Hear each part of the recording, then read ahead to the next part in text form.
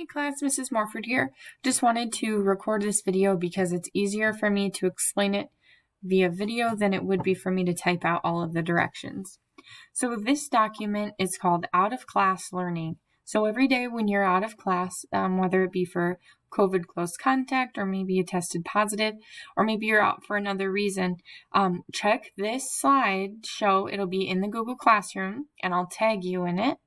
So you'll come to the first slide or the day that you're gone. So say you were gone today from class on Thursday, October 15th. You'll start here and watch the video and then move over to the right-hand side of the screen.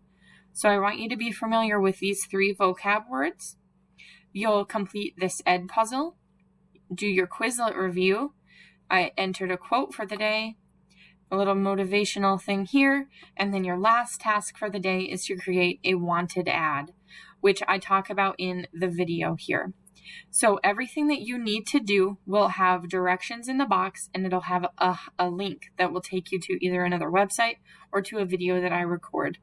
As always, if you have any questions, please don't hesitate to reach out via email. You have my number. You can call or text, or you can call the Washington High School and one of the counselors will get in touch with me.